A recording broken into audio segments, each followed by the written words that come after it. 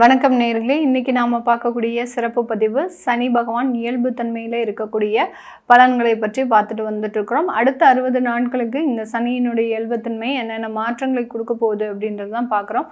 சனி பகவான் காலபுருஷனுக்கு 12ஆம் இடமான அந்த மீன ராசியில் இருக்கிறார். இந்த மீன ராசியில் இருக்கக்கூடிய நபர்களுக்கு என்னென்ன விஷயங்களில் ஒரு மாற்றங்கள் நடக்க போகுது அப்படின்றத பார்த்துக்க போகிறோம். இந்த பதிவில் பார்த்திங்கன்னா மீன ராசி என்பவர்களுக்கு அவர்களினுடைய ஜென்ம சனியாக அந்த சனி பகவான் இருக்கிறார். ஜென்ம சனி அப்படின்றது பார்த்திங்கன்னா ஒருவருடைய நபருக்கு பார்த்திங்கன்னா அவர்களுடைய ஜாதக ரீதியாக ஒருத்தருக்கு லக்னத்திலேயே சனி இருக்குது, இல்லை சந்திரன் மீது சனி இருக்குது அப்படின்னா பார்த்திங்கன்னா அவர்கள் எப்போதுமே ரொம்ப ஸ்லோவாக இருக்கக்கூடிய ஒரு நபர்கள். அதே மாதிரி அந்த வேலையில் ரொம்ப கண்ணும் கருத்துமாக ஒரு கடமை உணர்ச்சி அப்படின்றது அதிகப்படியாக இருக்கும். அதை தான் இந்த ஜென்ம சனி இப்போது இந்த மீன ராசி என்பவர்களுக்கு கொடுத்துட்ருக்குது. இந்த 60 நாட்களில் இவர்களுக்கு அந்த வேலை ரீதியான ப்ரெஷர் அப்படின்றது கொஞ்சம் கொஞ்சமாக குறைய ஆரம்பிக்க போகுது. ஏன்னா அந்த 60 நாட்களில் பார்த்திங்கன்னா இந்த மீனராசி என்பவர்களுக்கு 7வது மாதம், அதாவது ஜூலை மாதம் அவர் வக்ரம் அடைகிறதுனால அந்த வேலையினுடைய ப்ரெஷரை கொஞ்சம் கொஞ்சமாக குறைக்கிறதுக்கு உண்டான ஒரு நேரமாக தான் இந்த 60 நாட்கள் இருக்க போகுது. அடுத்து பார்த்திங்கன்னா உடல் ரீதியான சில முன்னேற்றங்கள் அப்படின்றது கண்டிப்பாக இருக்கும். நிறைய பேருக்கு கடந்த ஒரு 9 மாதத்திற்கு மேலாக, ஒரு வருடத்திற்கு மேலாக திடீர் ஒரு மருத்துவ செலவுகள், திடீர் ஒரு வியாதிகள், அடுத்து பார்த்திங்கன்னா பிபி ஜாஸ்தி ஆகுறது, அடுத்து பார்த்திங்கன்னா சுகர் சம்மந்தப்பட்ட பிரச்சனைகள், இதுக்காக இன்சுலின் எடுக்கக்கூடிய அளவிற்கு அந்த மருத்துவத்தினுடைய அந்த வியாதிகளினுடைய தீவிரம் அப்படின்றது அதிகப்படியாக இருக்கும். ஒரு சாதாரணமாக சுகர் மெல்ல மெல்லமாக இன்க்ரீஸ் ஆகுச்சு அப்படின்னா கூட ஒத்துக்கலாம்.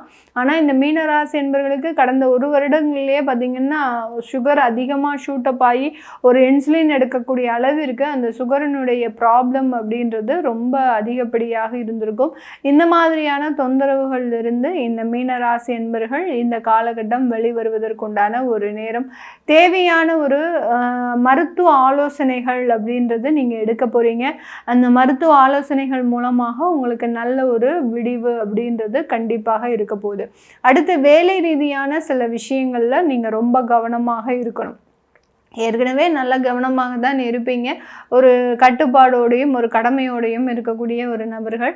ஆனாலும் இந்த இடத்துல பார்த்திங்கன்னா சில இல்லீகலான சில நபர்கள் மூலமாக வேலையில் ஏதோ ஒரு விஷயங்களில் நீங்கள் முக்கியமான பொறுப்புகளில் இருக்கிறீங்க. முக்கியமாக சொல்லணும்னா அரசாங்க உத்தியோகத்தில் இருக்கக்கூடியவர்கள், நீங்கள் ஒரு முக்கியமான ஒரு பொறுப்பில் இருக்கிறீங்க அப்படின்னா அந்த வேலையில் சில விஷயங்களில் நீங்கள் அட்ஜஸ்ட்மெண்ட் பண்ணக்கூடிய ஒரு சில நேரம் வரும். அதையெல்லாம் ரொம்ப கவனமாக செயல்படணும். அப்படி செயல்படலை அப்படின்னா உங்களை பக்கத்தில் இருக்கக்கூடியவர்கள் ரொம்ப உங்களுக்கு தெம்பும் தைரியமும் கொடுப்பாங்க. அதை நினச்சி நீங்கள் ஏதாவது ஒரு விஷயத்தில், தேவையில்லாத விஷயத்தில், அன்அஃபிஷியலாக ஏதாவது ஒரு விஷயத்தில் ஈடுபட்டுட்டீங்க அப்படின்னா அதனால நிறைய பிரச்சனைகள் வரும். அதை எல்லாத்தையுமே இந்த 60 நாட்கள் உங்களுக்கு செய்யக்கூடிய ஒரு தருணம். யாராவது ஒரு 3வது நபர்களினுடைய தலையீட்டுனால அந்த அலுவலகத்தில் உங்களுக்கு கெட்ட பேர் உருவாக்குவதற்குண்டான ஒரு நேரம்.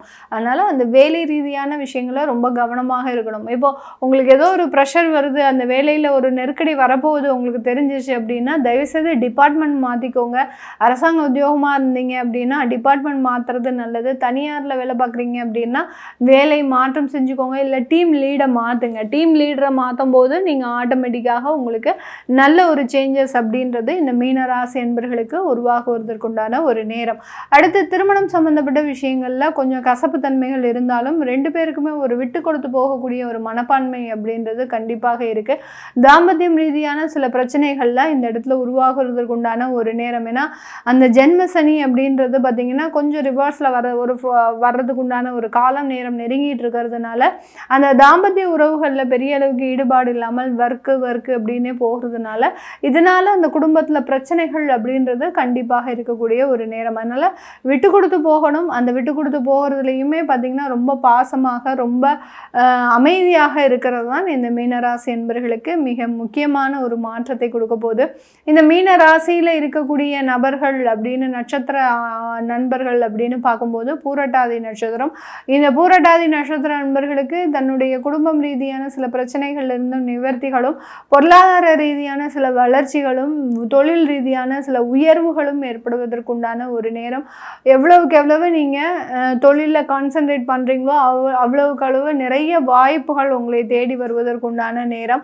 அந்த வாய்ப்புகள்னால நல்ல ஒரு பொருளாதார வளர்ச்சி, கடந்த கால கடன்களை அடைக்கிறதுக்கு உண்டான சில முயற்சிகள், இதெல்லாமே செய்யக்கூடிய ஒரு நேரமாக இருக்க போது. அடுத்து உத்திரட்டாதி நட்சத்திர நண்பர்கள் இந்த காலகட்டம் தன்னுடைய வேலை ரீதியான சில முன்னேற்றங்களை அடைவதற்குண்டான ஒரு நேரம். வேலையில் இது நாள் வரைக்கும் பிரச்சனைகள் இருக்குது, வேலையை விட்டு ஒரு 3 மாதம் ஆச்சு எனக்கு வேலையே கிடைக்கல அப்படின்றவங்களுக்கு இந்த காலகட்டம் வேலை ரீதியான ஒரு வாய்ப்புகள், வேலை ரீதியான முன்னேற்றங்கள் எல்லாமே கிடைக்கிறதுக்கு உண்டான ஒரு நேரமாக இருக்க போது. ரேவதி நட்சத்திர நண்பர்களுக்கு இந்த காலகட்டம் மன ரீதியான சில கான்ஃபிடென்ட் அப்படின்றது கண்டிப்பாக வரும். இது நாள் வரைக்கும் பார்த்தீங்கன்னா ரேவதி நட்சத்திர நண்பர்கள் என்ன நம்ம வாழ்ந்துட்டு இருக்கிறோம், என்னத்தை செய்கிறோம், நமக்குன்னு எதுவுமே இல்லையே அப்படின்னு ஒரு புலம்பி தவித நாட்கள் மறைந்து இப்போ ஒரு கான்ஃபிடென்ட் லெவல் அப்படின்றது அதிகரிக்கக்கூடிய ஒரு நேரம். இதெல்லாம் எதனால அப்படின்னு கேட்டிங்கன்னா அந்த சனி பகவான் வக்ரத்தன்மையை அடையக்கூடிய ஒரு நேரமாக இருக்கிறதுனால கொஞ்சம் கொஞ்சமாக சில ப்ரெஷரில் இருந்து இந்த ரேவதி நட்சத்திர அன்பர்களும் மீனராசி என்பர்களும் வெளிவருவதற்குண்டான ஒரு நேரமாக இருக்க போகுது. காதல் சம்பந்தப்பட்ட விஷயங்களில் இந்த காலகட்டம் நல்ல ஒரு மாற்றங்கள், அதாவது இதுவரைக்கும் பெற்றோர்கள் சம்மதிக்காத சில இடத்துல கூட பெற்றோர்களினுடைய சம்மதமும் காதல் திருமணங்களாக மாறுவதற்குண்டான ஒரு அமைப்புகளும் கூடி வருவதற்குண்டான ஒரு நேரம். இந்த 2 மாதங்களில் இந்த மீனராசி என்பர்களுக்கு அதிகப்படியான ஒரு வளர்ச்சிகளும் நிறைய விஷயங்கள்லிருந்து ஒரு தெளிவான ஒரு முடிவுகளும் கிடைக்கிறதுக்கு உண்டான ஒரு நேரமாக இருக்க போகுது. இதுபோக உங்களுடைய திருமணம் சம்பந்தப்பட்ட ஒரு வாய்ப்புகளும், வெளிநாடுகளில் இருக்கக்கூடியவர்கள் திருமண வரன்களுக்காக நீங்கள் தேடிட்டு இருக்கிறீங்க அப்படின்னா அதெல்லாம் உங்களுக்கு சாதகமாக இருக்கக்கூடிய ஒரு நேரமாக தான் இந்த மீனராசி என்பர்களுக்கு இருக்க போகுது.